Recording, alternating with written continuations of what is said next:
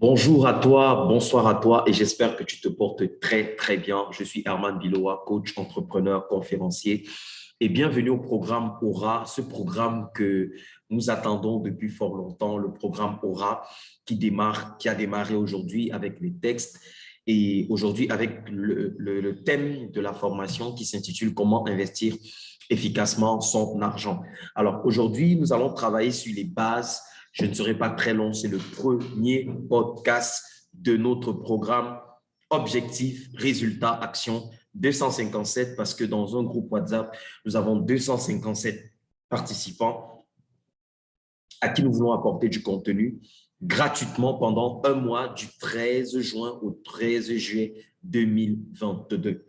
Alors, dans cette formation, dans cet accompagnement gratuit, tu vas apprendre des stratégies sur comment construire un projet, comment construire une vision de création d'entreprise et de manière pratique et concrète, je vais te montrer comment tu peux structurer ton business, comment tu peux structurer ton projet et je vais te donner 10 étapes claires pour pouvoir le mettre en réalisation.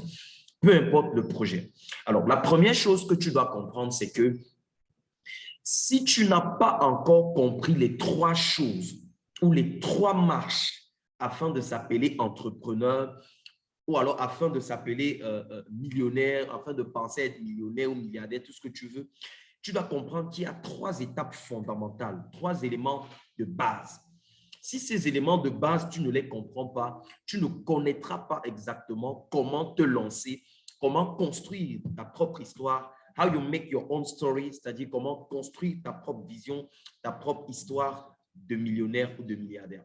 Alors, dans cette vidéo, première formation podcast, l'objectif ici est de t'orienter sur le plan financier. Je répète bien sur le plan financier.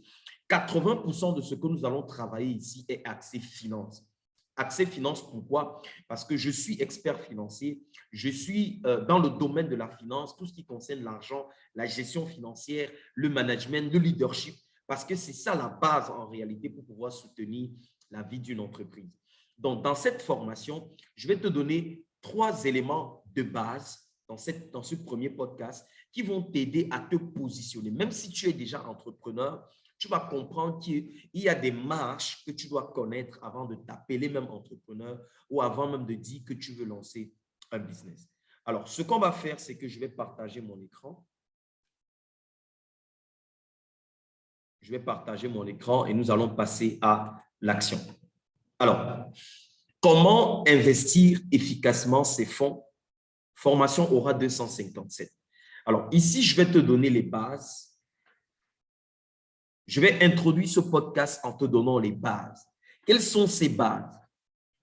Avant de dire que tu es entrepreneur, avant de dire que tu t'es lancé en affaires, que tu as lancé un business, avant de t'appeler entrepreneur, tu vas découvrir dans cette vidéo podcast courte durée que s'appeler entrepreneur n'est pas un titre. S'appeler entrepreneur n'est pas un buzz, n'est pas un fun ou encore une frime. Non.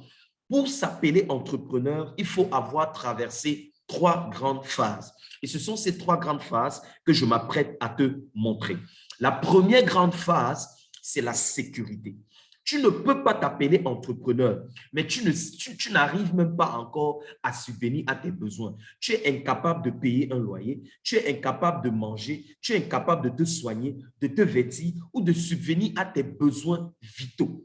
C'est-à-dire quoi? En matière de sécurité, si tu tombes malade maintenant, gravement malade, pose-toi la question de savoir. Je m'appelle entrepreneur sur les réseaux sociaux. Vous savez, aujourd'hui, Internet a fait en sorte que beaucoup de gens se lèvent le matin, ils n'ont aucune préparation, ils n'ont aucune formation, ils n'ont aucune base même financière parce qu'ils ont un téléphone iPhone qu'ils ont emprunté à un ami ou qu'ils ont dans leur main, qui fait des bonnes vidéos ou un Redmi, ils se mettent à donner du contenu, peut-être de quelque chose qu'ils ont appris dans un livre ou peut-être dans je dis n'importe quoi, ou peut-être ils ont écouté un autre coach parler de quelque chose, ça les a excités comme quelqu'un qui a mangé un bon plat de nourriture et ils se mettent sur Internet, ils se mettent à raconter des histoires. Les amis, avant de t'appeler entrepreneur, la première étape que tu dois traverser, c'est l'étape de la sécurité. Est-ce que tu es Est-ce que tu es sécure financièrement? Est-ce que tu es sûr que si tu as un problème actuellement, même à l'hôpital, même peut-être dans un commissariat, est-ce que tu peux sortir une somme pratiquement de 200 000, 300 000 d'un coup pour pouvoir résoudre un problème de sécurité dans ta vie? Est-ce que tu es capable de dire qu'aujourd'hui, j'ai la possibilité de choisir ce que je peux manger? Est-ce que tu as la capacité de parler sécurité actuellement sur le plan financier? Donc, arrêtons de nous appeler, de nous donner des titres. Vous savez, la francophonie a été colonisée par des francophones. Et le français bavarde plus qu'il ne passe à l'action. Le français, c'est le bavardage. Il y a des gens qui vous disent qu'ils sont entrepreneurs, ils ont ceci, ils ont réalisé les millions, ils ont fait ceci. Mais quand vous regardez sur ces personnes-là, vous ne voyez rien de ce qu'ils disent. Vous ne voyez vraiment rien de ce qu'ils disent. Pour ceux qui ne me connaissent pas, moi, j'ai fait 7 ans en cabinet.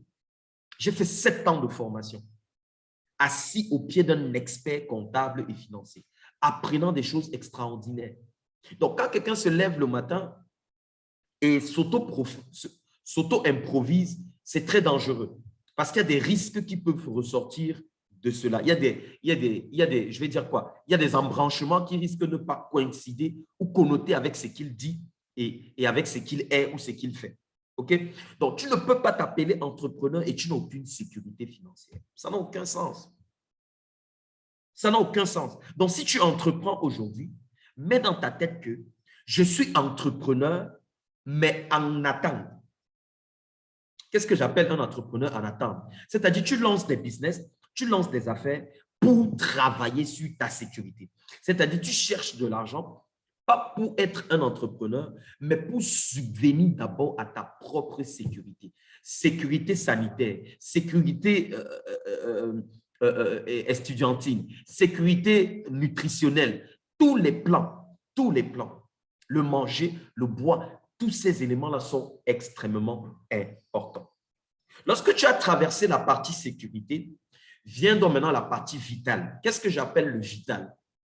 Le vital maintenant, c'est la dimension financière où tu as de l'argent. En plus de ta sécurité, tu peux te faire plaisir. Tu peux sortir, tu peux acheter une chaussure, tu peux te faire plaisir, tu peux voyager, tu peux acheter une formation, tu peux te former à gauche ou à droite. Tu peux décider, par exemple, d'entrer dans une boutique et de te faire plaisir en achetant quelque chose je vais dire quelque chose qui peut t'apporter du plaisir, quelque chose qui peut t'apporter de la vitalité, c'est-à-dire tu souris. Alors, vous devez savoir donc qu'entre la sécurité et la vitalité, il y a 3 niveaux d'épargne. Le premier niveau d'épargne, c'est l'épargne sécuritaire, c'est-à-dire tu gardes de l'argent qui va te permettre à un moment donné, si tu as un problème, que ce soit sanitaire, que ce soit peut-être dans ta famille, un problème concernant peut-être ton enfant, si tu as un enfant, cet argent t'aide à résoudre les problèmes que tu auras sur le plan sécuritaire. Le deuxième niveau d'épargne maintenant, c'est l'épargne de fonctionnement.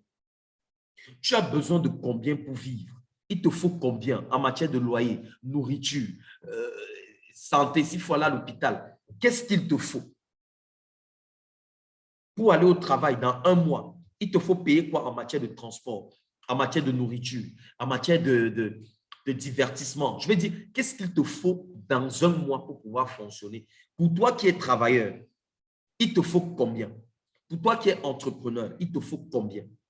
Ça, ce sont des calculs. Tu n'as pas besoin d'avoir de l'argent pour le faire. Tu prends un format et tu calcules cela et tu t'imagines, par exemple, que tu gagnes un salaire de 100 000 ou de 150 000 et tu te mets à évaluer les dépenses qu'il te faut mensuellement.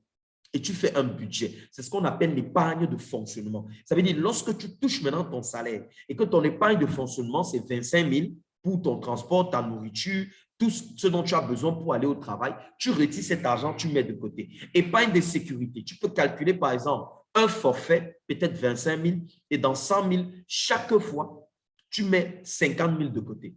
Maintenant, une erreur que beaucoup commettent, c'est qu'ils mettent tout cet argent au même endroit. Erreur. Vous devez créer ce que j'appelle les postes financiers. Postes financiers de sécurité, vous mettez l'argent dedans. Ça peut être un compte Orange Money. poste financier de fonctionnement, vous mettez ça dans notre compte Orange Money ou vous ouvrez un compte bancaire et vous le découpez en plusieurs morceaux. C'est faisable dans les banques. C'est-à-dire, vous dites à la banque, je crée ça, c'est le compte principal. Quand l'argent vient dedans, faites des virements automatiques sur tel compte et sur tel compte. Ça permet de diversifier vos épargnes de telle sorte que vous ne mettez pas la main au hasard et que vous soyez dépourvu du suivi financier de vos revenus. Et la troisième épargne maintenant, c'est l'épargne d'investissement sur soi-même. Vous devez investir sur vous, en formation, en livres, en séminaire. Tout ce que vous faites sur vous, vous revient toujours. Très, très important.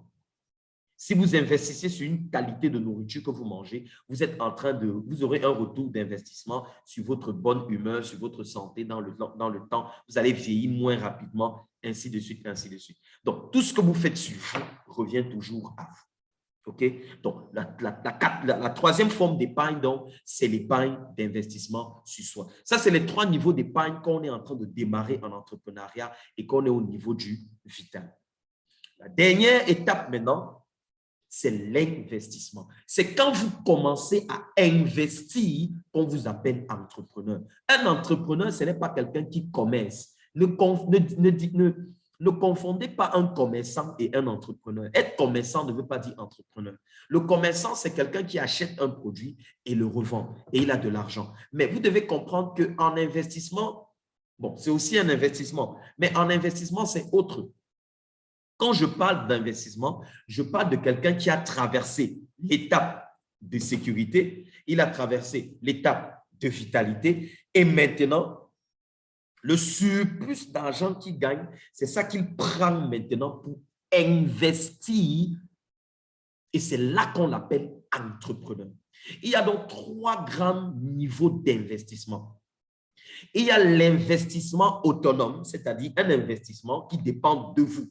Vous avez vu ça dans le cadre du cash flow de Robert Kiyosaki. C'est-à-dire quoi? Vous avez investi de l'argent, mais pour que cet argent revienne avec un retour sur investissement, cet argent nécessite votre présence, votre temps, votre énergie. Vous êtes encore là. C'est un peu l'exemple d'un call-boxer, de quelqu'un qui a une boutique qu'il gère, quelqu'un qui a une pharmacie, il est le gérant. Vous êtes encore dépendant de votre business. Ça, c'est l'investissement autonome. Maintenant, il y a ce qu'on appelle les micro-investissements. C'est-à-dire que vous avez investi de l'argent, l'argent tourne et vous n'êtes pas là. Vous n'êtes pas obligé d'être là. Ce sont les micro-investissements. Par exemple, vous ouvrez une laverie, un salon de coiffure, vous ouvrez un petit lounge, restaurant, vous ouvrez un centre de formation. Ça, c'est les micro-investissements. Maintenant, il y a les macro-investissements. Les macro-investissements, ce sont les investissements qui ont une taille, qui emploient déjà près de 50 personnes en montant. Exemple, un grand supermarché comme Santa Lucia, une chaîne pharmaceutique. Peut-être vous avez par exemple 10 pharmacies dans la ville de Douala, par exemple, un hypermarché comme le Grand Mall, ça, ce sont des entreprises qui nécessitent une charge de personnel de plus de 50 personnes. C'est dans ce niveau-là qu'on dit qu'on est un macro-entrepreneur. Donc, il y a l'entrepreneur autonome, il y a le micro-entrepreneur et il y a le macro-entrepreneur. Donc, à partir d'aujourd'hui, avant même de t'appeler entrepreneur, pose-toi la question de savoir, est-ce que j'ai passé l'étape de la sécurité, la vitalité et est-ce que je suis dans l'investissement? J'étais content d'être avec toi dans ce podcast. N'hésite pas de m'écrire si cette formation t'a apporté un plus et laisse-moi tes commentaires dans la barre de description de la vidéo ou encore dans le groupe privé. Ciao, ciao. On se dit à demain pour le prochain podcast.